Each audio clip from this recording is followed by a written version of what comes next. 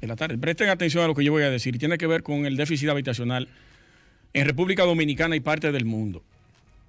Un recuento histórico breve. Las primeras construcciones de las viviendas sociales por parte del Estado se remontan a la época del dictador Trujillo, 1930-1961. Como parte de la política social de su régimen, el primer proyecto que se realizó fue el del mejoramiento social. La producción habitacional de viviendas colectivas de promoción de este tipo se produjo con la llegada de Joaquín Balaguer para el 1966. Desde su primer periodo, el gobierno introdujo una tipología de apartamentos, apartamentos en bloques de edificaciones abiertas y medianas alturas. Durante su primera década se explora el diseño y un repertorio propio de soluciones a cargo de arquitectos formados en su mayoría en Europa. Llegaron desde allá con una visión diferente, con un tipo de arquitectura que habían conocido y habían estudiado, que para el momento era la arquitectura del movimiento moderno.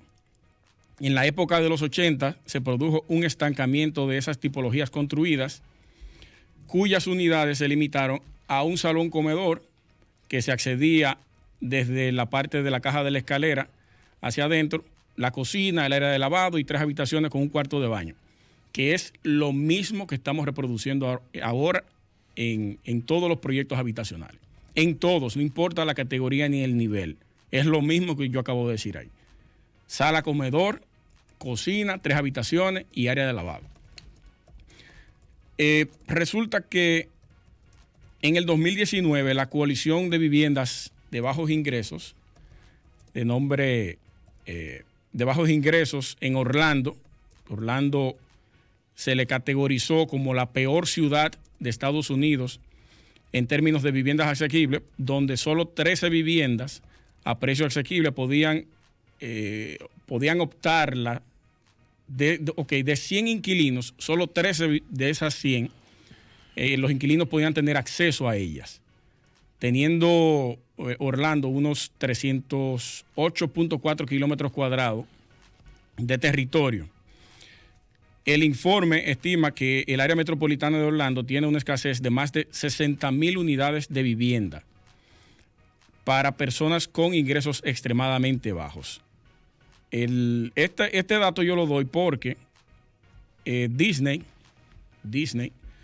está ahora mismo, o hace mucho tiempo ya, 1966, cuando Walt Disney comenzó a trabajar la parte del parque temático, tenía una visión con respecto a las viviendas y poder facilitarle a los trabajadores que iban a estar en ese complejo una vivienda digna y asequible.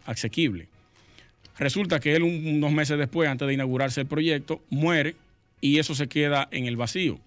Recientemente retoman el proyecto nuevamente y se tiene pensado que la parte de Disney va a crear en unas 80 hectáreas cerca del proyecto para sus trabajadores unas 1,300 viviendas de acceso asequible para los trabajadores de ahí, del propio proyecto.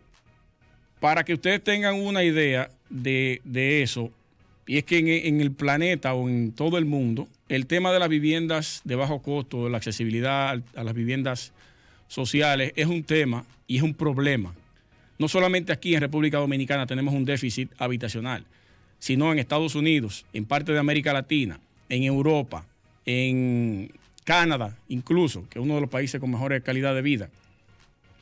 Y nosotros aquí en República Dominicana tenemos un Ministerio de Vivienda que está construyendo la misma tipología de vivienda que se comenzó a construir desde cuando Trujillo, desde cuando Balaguer, que fue cuando se comenzó a potencializar ese tipo de vivienda, esa tipología. El ministro fue hace poco a una asamblea en la ONU y allá promovió de que se estaba solucionando el déficit habitacional aquí en República Dominicana. Y eso no es cierto. Eso no es cierto. Aquí tenemos un problema grave con el tema de las viviendas. Aquí tenemos un problema grave con la arquitectura de las viviendas. Hay 3 proyectos que está trabajando el MIBET. Se han reconstruido muchas viviendas, unas 22,000 familias creo que fue que impactó desde que inició ese proyecto. Pero el tema de la solución real todavía no la tenemos porque la arquitectura es muy pobre para estas viviendas asequibles, de bajo costo, viviendas sociales. Tenemos una arquitectura de muy mala calidad para ese tipo de vivienda. No se le soluciona el tema de mejoría a las personas que habitan en esas casas. Y yo quiero leerles a ustedes, en uno de los pliegos de Vivienda Feliz, resalté dentro de sus... A ver si me abre esto. Ok, aquí.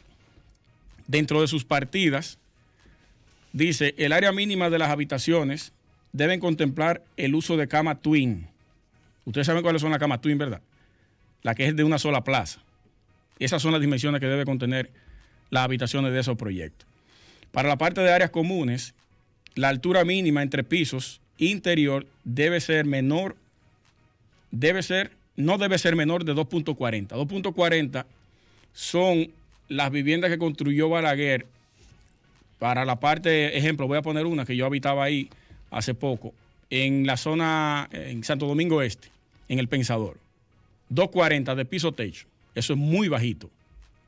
Para la parte de los pisos y revestimientos, dice aquí, los pisos de hormigón pulido en las habitaciones y cocina, como áreas comunes y dentro de las edificaciones. Piso pulido para ese tipo de vivienda social. Estamos hablando de vivienda feliz. Esto es el documento, especificaciones particulares y requerimientos mínimos de los proyectos del plan de viviendas familia feliz. En los revestimientos y pisos también dice, pisos y revestimiento de baños debe contener material impermeabilizante con una garantía mínima de 2 años. No necesariamente debe ser revestido con cerámica, pero te lo cobran como si tuviera cerámica. Porque una vivienda de esa de bajo costo no está por debajo de los 2.5. Y una vivienda de 2.5 millones, tú le incluyes a eso cerámica en todos sus pisos, revestimiento en las paredes de los baños y revestimiento en la cocina. Aquí es opcional. Y ustedes saben lo que va a pasar con los constructores si se lo dejan a discreción a ellos. No se lo van a poner, pero sí se lo van a cobrar. Hay otra partida aquí que accesorios eléctricos dice mínimo un toma corriente por habitación. Es una locura, señores. Un toma corriente por habitación. Bueno, dice mínimo. Sí, pero tú sabes lo que significa mínimo para los constructores. Claro, le ponen uno. Para los truqueros, no todos, ¿eh? Hay mucha gente seria trabajando y haciendo muy buen trabajo. Eso es correcto. En las puertas, oigan esto, se deben instalar al menos 2 puertas por vivienda, con sus respectivos marcos, así una puerta de acceso principal y una puerta en el baño. Solamente, o sea que las habitaciones no van a tener puerta. O eso no está claro o le falta información, una de las dos. Bueno, pues eso lo descargué yo de la página oficial del MIBE. O no está claro o le falta información. Sería importante que ellos aclaren este asunto. Porque una vivienda con esas especificaciones en la partida está sujeta a muchos trucos y a muchos problemas dentro de esa vivienda. Y eso no es calidad de vida para la gente. Eso no es verdad. Entonces no podemos estar promoviendo a nivel internacional que estamos solucionando un déficit habitacional cuando la calidad de la arquitectura no sirve para nada. Y ya para terminar, les voy a dejar esto, que dentro de los logros y los encuentros que hicimos, nos reunimos hace un tiempo, yo lo dije, con la Dirección de Compras y Contrataciones para el tema de la modificación de la Ley 34006, que todavía está en trabajo, creo que está en el Congreso trabajándose todavía, y la Sociedad de Arquitectos le llevó una propuesta al director de Compras y Contrataciones para incluirla ahí, los concursos de arquitectura, para poder mejorar eso que yo acabo de decir. Darle una mejor arquitectura a esas viviendas sociales, porque eso es lo que se busca. Aquí estamos haciendo modelos repetitivos y sin ningún criterio. 2 habitaciones, 3 habitaciones, baño, cocina, comedor y fuego. No hay ni ventilación, hay un nivel térmico horrible adentro, no hay señal para los teléfonos por el tema de las mallas electrosoldadas que se le coloca a las formaletas.